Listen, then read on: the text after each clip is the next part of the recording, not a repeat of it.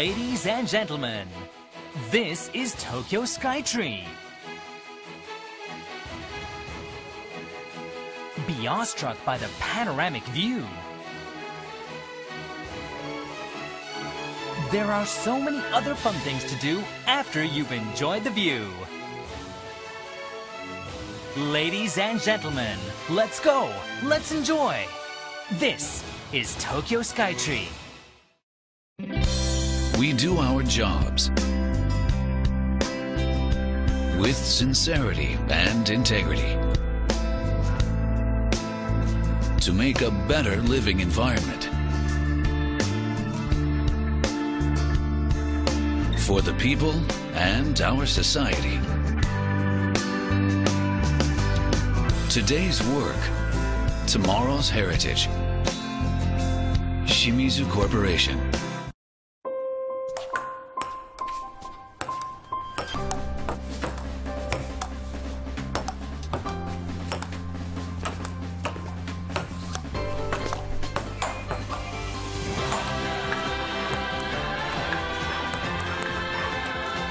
Machines can do much more to unleash human potential.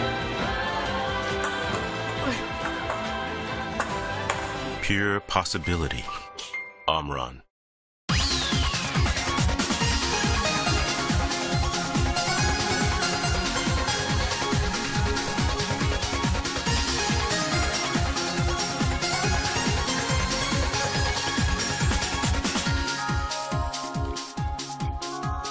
Welcome to Channel Japan. I'm Mai Demizu. And I'm Hidemi Naganuma. Every week, we bring you the freshest information out of Japan from our studio here in Tokyo. From the economy to culture and even food, if you want to find out the latest in Japan, this is where you'll find it. And these are topics for today. In Dream Weavers, a tweezer factory that prides itself on churning out made-in-Japan products. In the Project Japan, an international conference bringing together government and business leaders from across the Asia-Pacific to discuss regional issues. From World Business Satellite, regional railways that are betting their survival on tourism trains with unique features. And in Takumi, a creative shape-changing dishware. So let's get started. First up is Dreamweavers, in which we introduce small and mid-sized companies boasting world-class techniques and technologies. This time we'll be introducing a manufacturer of these. They look like tweezers. Yes. Yeah.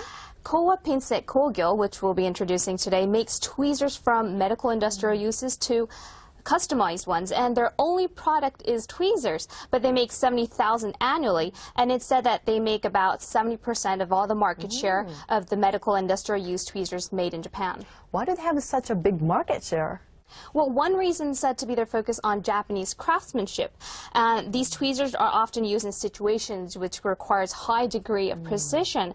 And while most of the manufacturing process relies on machines, the final stage of making fine adjustments is carried out by craftsmen, which makes a big difference. So you mean this company has been able to control quality and made product that can be copied by keeping production in Japan and adding handmade finish? That appears so. We have a look inside a small factory that continues to churn out high-quality made-in-Japan tweezers. Take a look.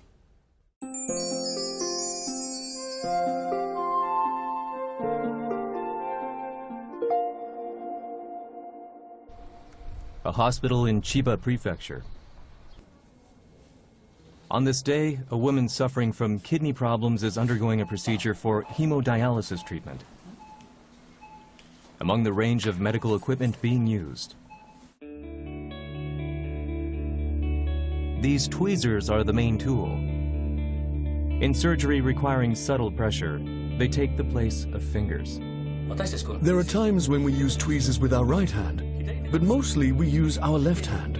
Right-handed people generally have difficulty making fine movements with their left hand. With your left hand, you need a firm touch, a soft touch, and a touch that you can control. Otherwise, tweezers are useless as a tool.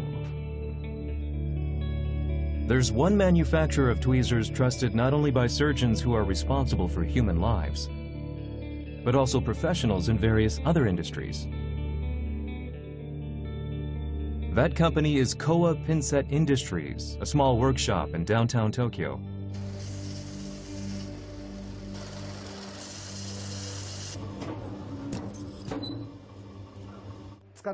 Tweezers that you forget you're using.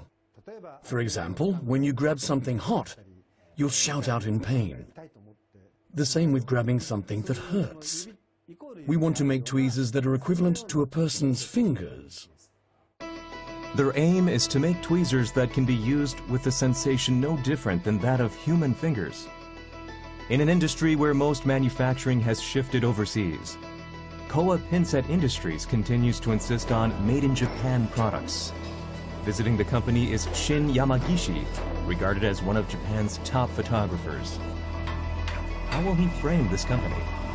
You're looking very cool. Katsushika Ward, Tokyo. In one section of this downtown residential district is Kowa Pinset Industries. They have 8 employees and generate annual sales of about 100 million yen. It's a modest-looking workshop. 70,000 tweezers are made here every year.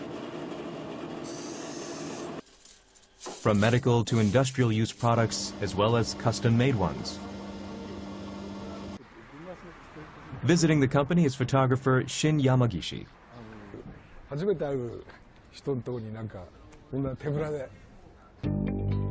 Mr. Yamagishi specializes in portrait shots of cultural figures, actors and actresses, and pop idols, and is regarded as one of Japan's top photographers.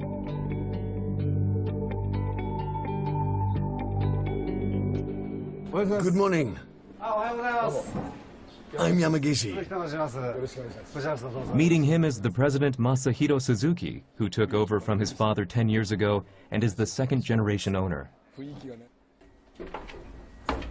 Soon after exchanging greetings, he's shown the types of tweezers made here.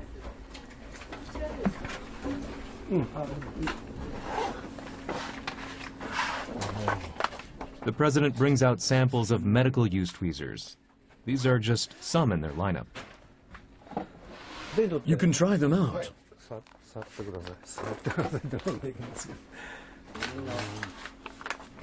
The first one he picks up is a slightly bigger pair. This one should be familiar to some people. They're medical-use tweezers, but guess what they're used for? The answer: tweezers to handle disinfected gauze in hospitals.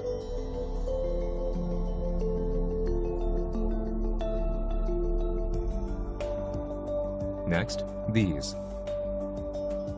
They look similar to the earlier ones, but a closer look shows there are claws at the tips. They are used in surgery to pinch the skin or blood vessels. And these. They appear bent.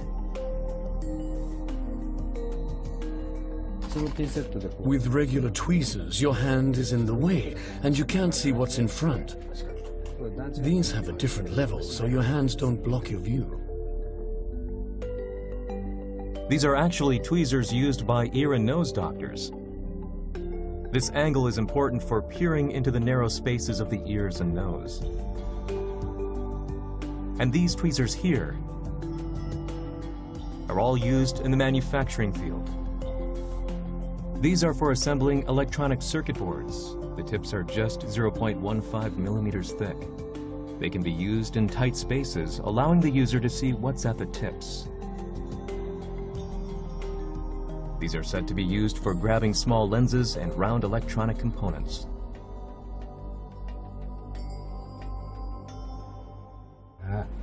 This is really light. Is this for paper? No, for living things. Butterflies. Even smaller, microorganisms. These tweezers can grab live Daphnia, not even 2 millimeters in size.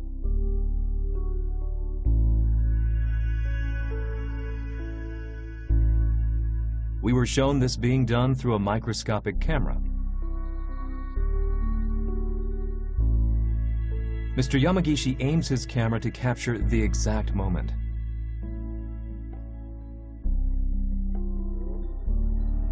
I got it. Impressive. The Daphnia is caught. Even more surprising is what happens after that. It was being pinched by tweezers, but starts moving again. These tweezers are actually adjusted to create a gap of just 2 millimeters when the tips are pressed together. By allowing the force exerted on the tips to escape, the Daphnia remains alive and can wiggle around. So did he get that on camera? Amazingly, he didn't miss that moment.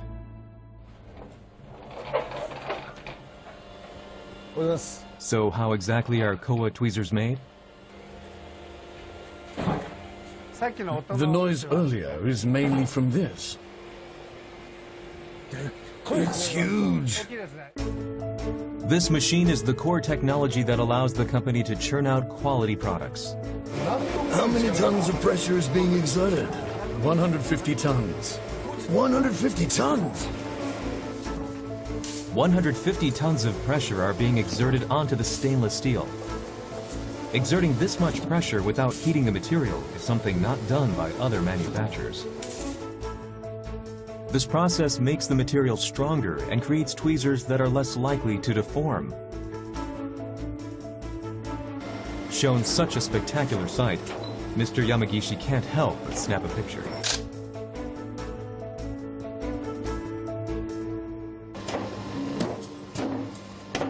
Here, the tweezers are being die-cast. At first glance, the machines seem to be doing all the work, but they say seasoned workers are involved here as well. Die casting is difficult. You can't do everything with a machine. You need to do it with the sensors in your hand. You need a human touch. That's something very difficult to learn. It's very complex. Seeing the craftsman's serious expression. That's great. You've got a great look. A young hopeful who's aged a bit.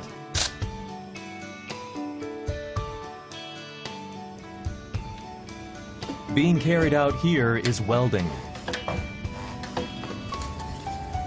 Two parts are combined and given a jolt of electricity. By doing so, the metal melts, connecting the pieces into one pair of tweezers. They're looking more like tweezers now. The finishing touches are all added by the hands of craftsmen. This is the sanding and shaping process.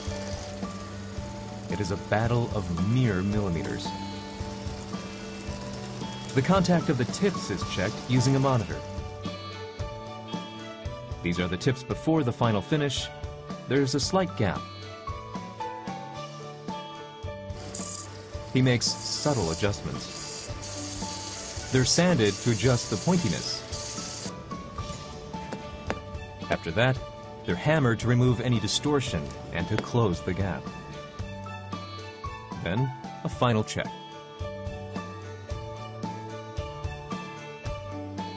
The gap is completely gone. Can you see the difference? It's a sense developed over years. You can see the thickness while you're sanding. And that gives you a general picture. It's intuition. As overseas manufacturing becomes mainstream in the industry, Mr. Suzuki insists on continuing to make products in Katsushika together with his team of craftsmen. His philosophy is to help customers whenever they need help. He'll even accept an order for a single pair of tweezers. The pursuit of quality with made-in-Japan products.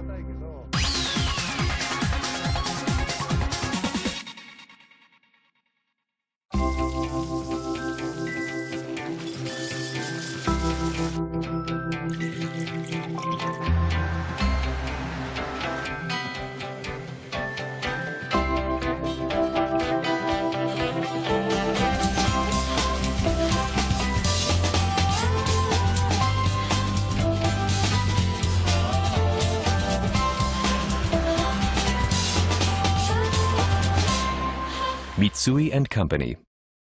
Man, look at all these cars. Hey, have you heard, by the way, the Japanese company Kobelco is working to make the world's cars lighter. So what does that mean? Kobelco is using aluminum and steel technologies to make car parts and bodies lighter around the world. Ah, Japanese technology. The country of karate. Ha! Ha! Ha! Why do we always do that? I don't know. The talk of the world. Kobelco.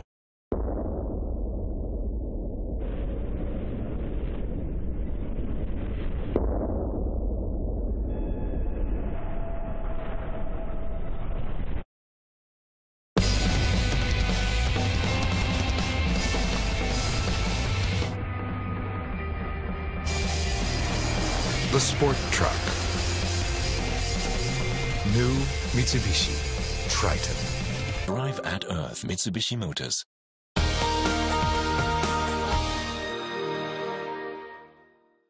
You're watching Channel Japan. Up next is the Project Japan. Well, Naganuma-san, what's the topic this time? This time we have a report from an international conference called Future of Asia, and this year was the 21st year. And the theme was Asia Beyond 2015, the quest for lasting peace and prosperity. Well, I know that the ASEAN Economic Community will be launched at the end of this year, which will be a big step toward regional unity. So 2015 is shaping up to be a landmark year for Asia. You're right, and as inter-regional cooperation becomes ever more important, the question is how Asia will ensure stable and sustained growth. So at the conference, top officials in the region gave speeches and participated in the discussions for a future of Asia. We have a report from the conference on what the future holds for Asia. Take a look. The Project Japan. Welcome to the Future of Asia, the 21st International Conference held by Nikkei. One of the main topics this year is the AEC, ASEAN Economic Community. In December this year, a ceremony is scheduled to be held to announce the start of this partnership. There has been, however, a continuing skepticism about its feasibility. Will a clear picture of the AEC emerge through discussion among the region's top minds? This year, on December 31st, a single market and a free trade zone encompassing 600 million people will be born in Asia. The ASEAN Economic Community is a vision that the 10 ASEAN member countries have been working together to realize since 2008. If the strategic objectives set forth are achieved, people, goods, and money will be able to move within the ASEAN region more freely than ever before. Attending the conference was ASEAN Secretary General Le Luong Min, who leads the region as it prepares to launch the AEC. ASEAN is, if not the only one of the most diverse regional grouping in the world. For an income perspective, the richest member of ASEAN has a per capita GDP that is 76 times bigger than the poorest. The biggest member has a population 600 times than the smallest. Political systems are different. Religions and languages are even more varied. And yet, despite such diversity, ASEAN is widely considered one of the most successful regional organizations in the world, together with the European Union. Completing the ASEAN Economic Community is now the top priority for the governments of member states. So far, member states have finalized about 90% of the work. We will complete all the plans by the end of 2015. Vietnam completed over 93% of the work and is currently reviewing and adjusting the legal document and policy. It has been 4 years plus that we have come along the transitional process. Reform measures have already been taken up regarding investment, hard infrastructure, soft infrastructure. Regarding the economic development of Myanmar, we have optimistic and favorable outlooks from international analysis. With the successful chairmanship of ASEAN, we managed to help keep a range of economic and political initiatives on track not only among the member states, but with a major power such as US, Japan, China, or in Myanmar, is taking steps to reach regional integration goals. Over the last decade, in parallel with high GDP growth, Gini index in Asia have increased significantly. This situation could trigger social and political unrest that may escalate into regional instability. To address economic volatility, East Asia needed to promote a more reliable long-term sources of capital to finance its investment and to avoid a mismatch between capital supply and demand. It is regarded institutions like World Bank and IDB as play important role. During a panel discussion following speeches by the ASEAN Secretary General and officials of member countries, one of the issues raised was the lack of recognition of the AEC among countries outside the region.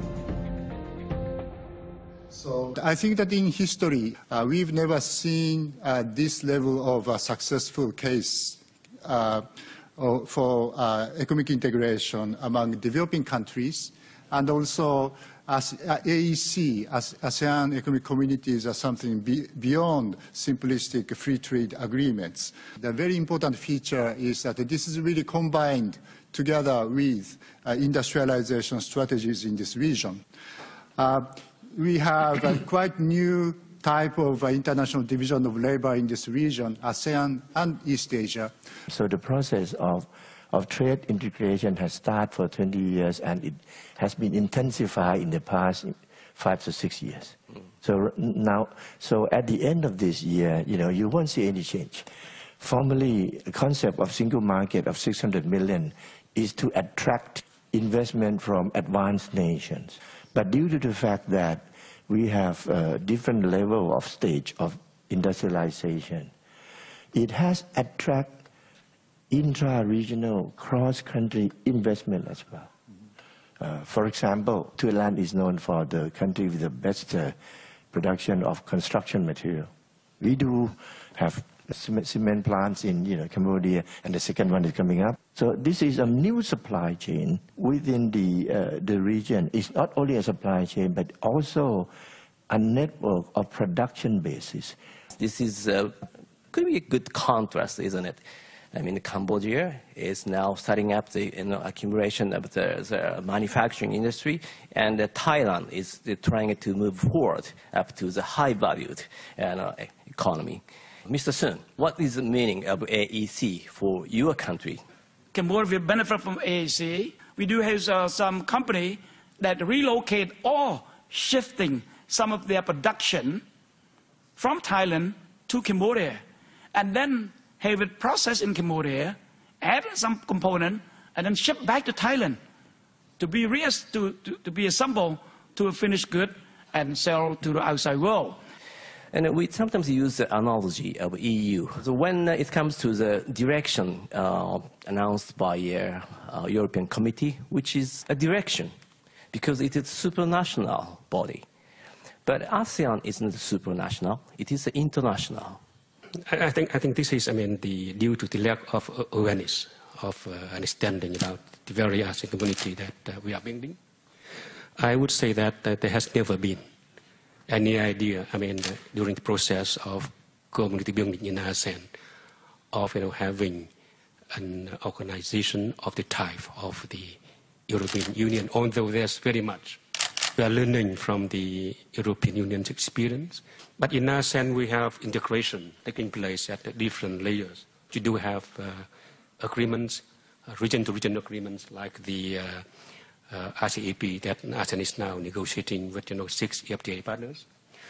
And we do have the processes where individual ASEAN countries are negotiating their own EFTAs. And for ASEAN, we consider all these as complementary, mutually complementary, one complementing each, the others. While not always visible to the outside, we've learned that there's increasingly active cross-border investment among ASEAN member countries, leading to advancement in the field of logistics and manufacturing. Japanese Prime Minister Shinzo Abe also promised greater economic support for Asian countries. The Japanese government will expand its assistance to Asian countries that are moving forward with infrastructure development in partnership with the private sector. Launching this new initiative, Japan will, in collaboration with the ADB, provide Asia with innovative infrastructure financing at a scale of $110 billion, the equivalent of 13 trillion yen, in total over 5 years. We should call for even more diverse capital to enter Asia from around the world, changing this place of Asia into a land where dynamic innovation comes into full bloom. I think the initiative of Japan, the 4 pillars in infrastructure, the mention of quality infrastructure, I think is a very good initiative. In the case of the Philippines, Japan has been helping us manage our traffic challenges, our water challenges, our power challenges. They've been a partner, a very close partner in infrastructure. So this initiative we really appreciate. No? Now, in terms of the AIIB, no, I believe the need is so great that if AIIB is operated purely on what it says its objective is to facilitate infrastructure investment rather than be used politically, then I think it can complement the Japanese initiative as well as ADB. That's what the Philippines is closely observing. We are in the process right now, but we have not made commitments. Increased trust and confidence amongst the Asian countries is an important and necessary step for Asia to prosper, but it is not sufficient. It must be followed up by the common vision. We can consider the longer-term vision of forming an East Asia prosperous community by 2050. This will give impetus towards greater economic cooperation and integration. It will mobilize regional resources in a more efficient way through a single market and production base. It will unleash the massive potential of East Asia and its 2.2 billion people. It needs to be supported by strong values and principles. Through the statement and the discussions at this year's conference, what became evident is the reality that there will be no dramatic change at the end of 2015. Among ASEAN nations, trade liberalization such as elimination of tariffs has been implemented for several years now. And in that sense, the formation of the AEC is already underway. ASEAN nations present themselves as a united front to bind an often fragmented region together and secure a central position in the global economy. Staging the dramatic launch of the AEC may incorporate such diplomatic and political aims. The rise of grouping of emerging and industrializing economies such as ASEAN, as well as the growing achievement, the AEC, are sure to draw the eyes of the world to the region, while trade and investment liberalization talks led by the major economies of the US, Japan, and China are rather progressing slowly. I'm Yasu Ota. Thank you for watching.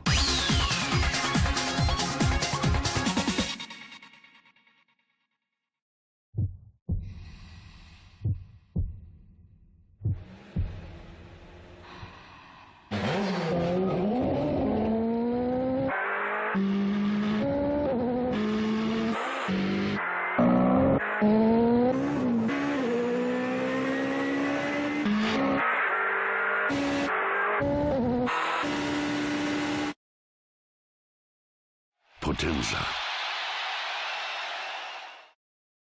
Let's go look for Mitsubishi Electric around the world. Singapore. Found it. Jakarta. Yeah! Tokyo. Michigan. Kuala Lumpur.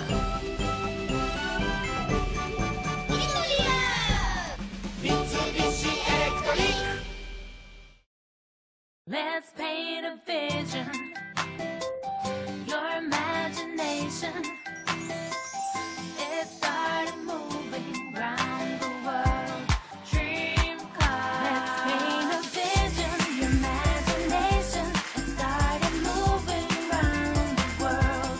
From a sketch on a piece of paper, come together now. Dream car.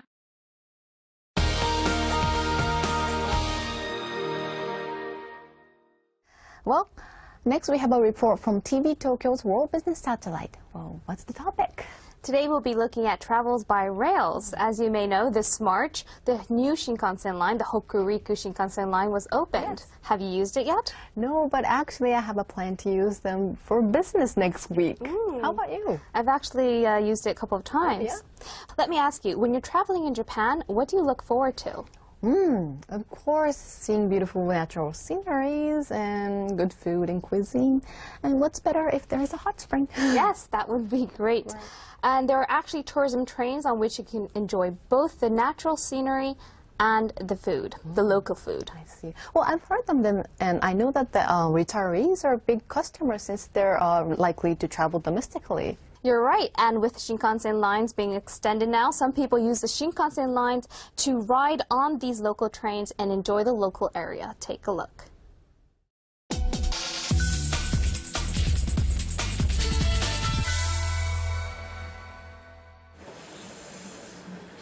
Late April. Nanao Station on Ishikawa Prefecture's Noto Peninsula. A brand new train pulls in. It's the very first Noto Satoyama Sato-Umi train. The two-carriage 84-seat train is, of course, full.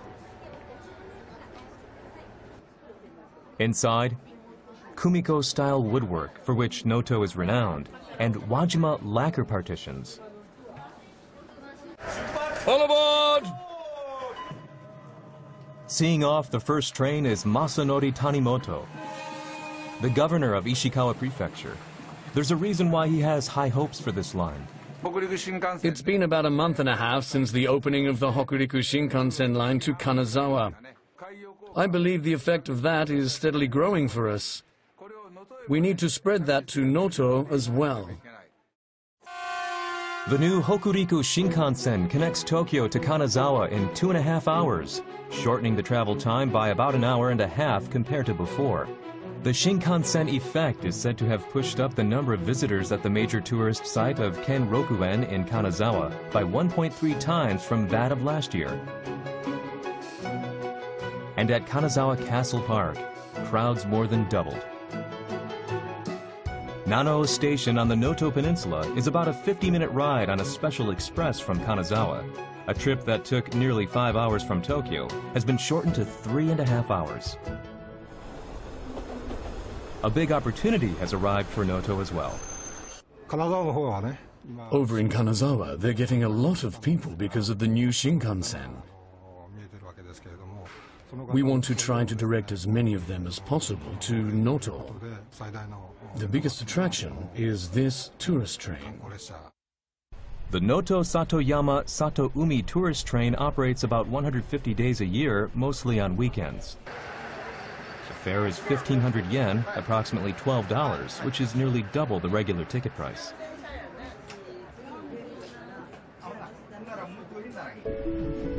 The train runs between Nanao and Anamizu, a distance of about 33 kilometers.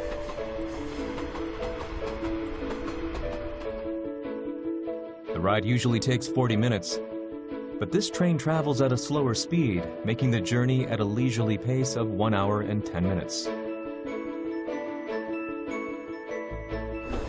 At scenic spots, it pulls to a stop even if there isn't a station, and an explanation is given over the speakers. This is the Noto Peninsula.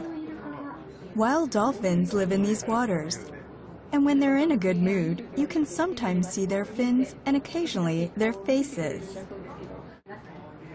About 50% of the entire journey is across the coast, allowing passengers to enjoy the beautiful scenery of the Sea of Japan. Local residents also have high hopes for this tourist train. Thankfully, yes. If this continues and the local economy picks up, it'll be good for us, for the train, and for Noto. The Noto Railway is a public-private enterprise that has actually been in the red for 23 consecutive years. In fiscal 2013, it posted a loss of 76 million yen. So the prefecture and railway operators pulled together 300 million yen to build a tourism train in a bid to improve operations. Noto Railways is aiming to use the train to grow the number of tourists by 20,000 annually. Noto Railways isn't the only public-private partnership bleeding red. 33 of the 42 railways nationwide run by public and private interests are losing money. To survive, they need to attract customers from outside their respective regions. One of the few in the black is Shinano Railways of Nagano Prefecture. In July of last year, they launched the Rokumon tourist train.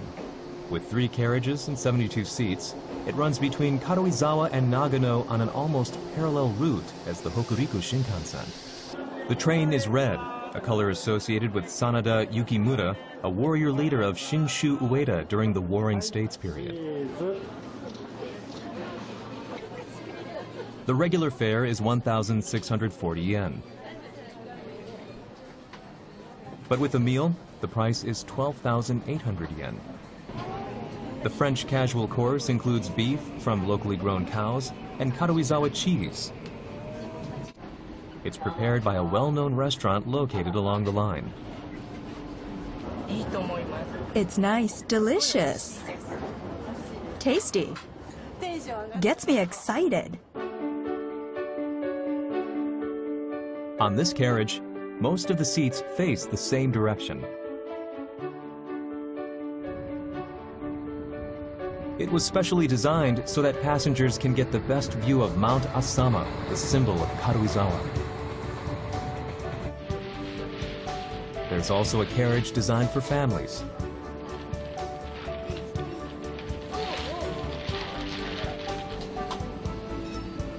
The most popular is a carriage with private rooms for 2.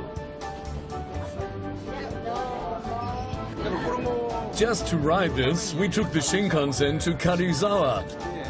And we have to get on the Shinkansen again going home. It's a day trip. Just to get on this. Rokumon operates 3 times a day, mainly on weekends. It travels between Karuizawa and Nagano, a journey of less than 2.5 hours. With the opening of the Hokuriku Shinkansen, the number of customers from the Hokuriku region has increased and seats are fully booked several months in advance. The Shinkansen effect has been a boon for the Rokumon train. The operator spent more than 100 million yen to refurbish a carriage originally owned by Shinano Railway.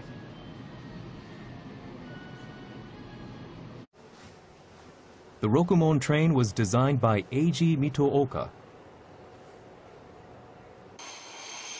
He has overseen the design of numerous popular tourism trains, including the luxury sleeper train 7 Stars, run by JR Kyushu. Mr. Mitooka believes local railways have the greatest potential of generating new value through tourism trains. The idea until now was that raising the speed of trains and cars would drive up their value, give them added value. But we're at a crossroads now. Slowing down also adds value. We can't slow down regular trains because they're running on a schedule. Only local lines can run slowly. That's why locals can win. From the Shinkansen's rapid transport to slow tourism around local regions, tourism trains may be laying the tracks for local railways to survive. Seems like a great way to travel, slow and relaxing. Yes, and railway companies are now coming up with new and unique tourism trains one after another. And there's even one where you can enjoy foot baths. foot bath? Yes. Well, having your foot soaked while riding on a train, that sounds quite healing. Maybe. Well, after the break, we have an episode of Takumi.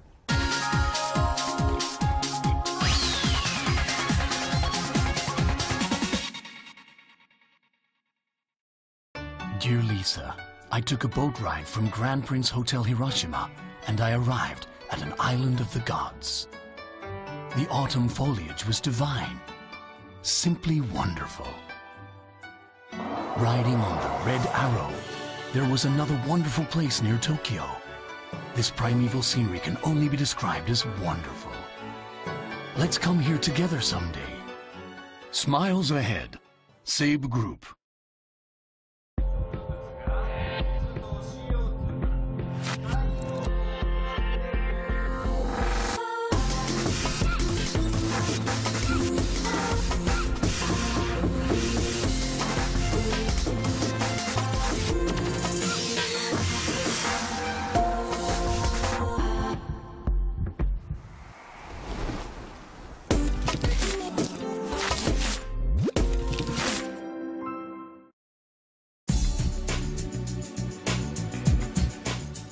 Channel Japan,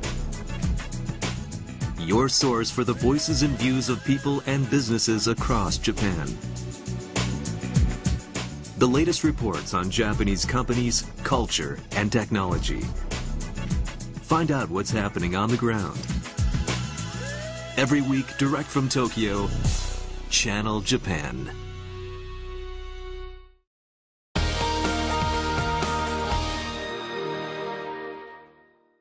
You're watching Channel Japan. Next, we bring you a segment called Takumi from Science View, a program produced by NHK. Takumi means artist in Japanese, and it's a word to describe craftsmen with exceptional skills. So who's our Takumi this time? Our Takumi created a metal that can be turned into any kind of shape. A shape-changing metal? That's kind of hard to imagine. Well, that's because usually we think that metals are hard. Right. But the Takumi we'll be introducing has developed metal dishware that defies all convention. Take a look.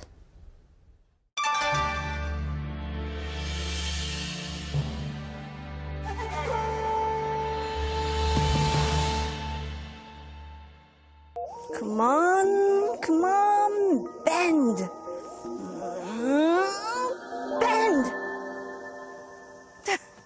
No luck. Hi, I'm Michelle. You'd either need to be psychic or have superpowers to be able to bend a spoon like this. But the Takumi innovator I'll be introducing you today has created a bendable metal tableware. Well, let's go find out what they're like. Hello, I'm Michelle. Hello, thank you for coming. Today's Takumi is Katsuji Nosaku, the fourth generation owner of a 100-year-old foundry. We were immediately taken to see the products. Can you guess what this is? It looks like a trivet. What is it? Well, you see, this is how you use it. Like this, like this, and like this. Oh, that's amazing! It quickly morphed into a basket, and that's not all. Returning it to its original form is just as easy. You can reshape it as many times as you like. In addition to this basket, the company offers a variety of transformable metal tableware. The secret of this bendable material is that it's made 100% out of tin. Tin is a soft metal that melts at a low temperature of 231.9 degrees Celsius. It's used to coat the inside of cans. At the time, there wasn't anyone who used 100% tin for casting. The reason was that people expected metal to be hard. Our concept was, if it's soft enough to bend, then make that its greatest feature. But its softness presented the greatest difficulty during development. Ordinarily, castings are made by pouring melted metal into hardened sand molds. After the metal cools, the mold is broken and the product is taken out. Then the excess metal that leaked out of the edges of the mold is shaved off.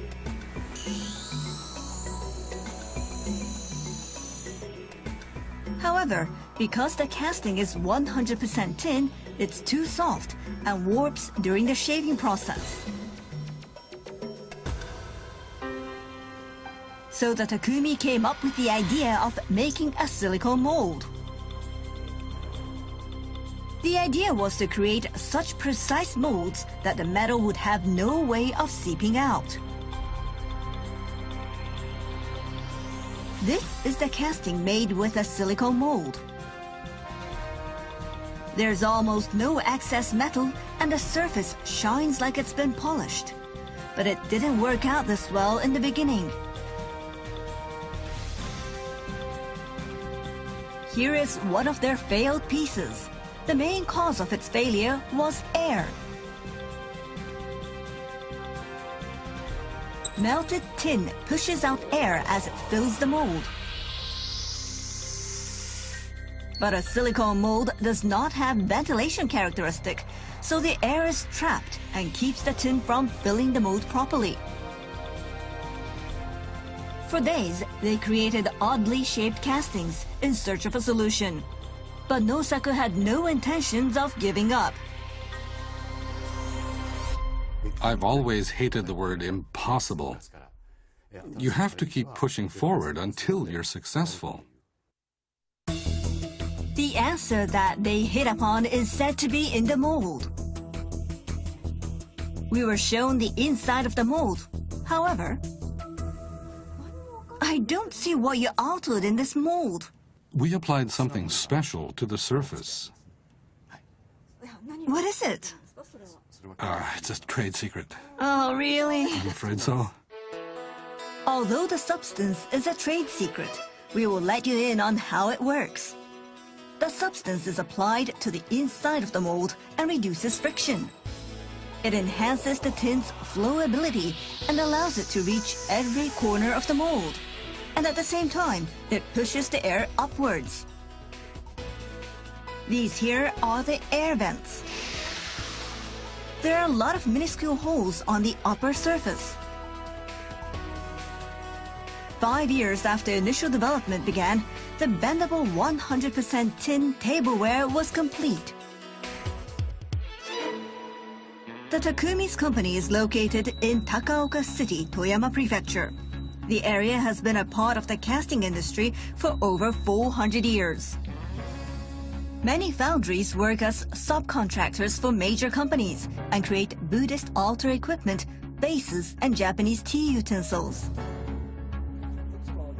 Although the Takumi inherited a subcontracting company, he believed that making and selling original products himself is what true manufacturing is about.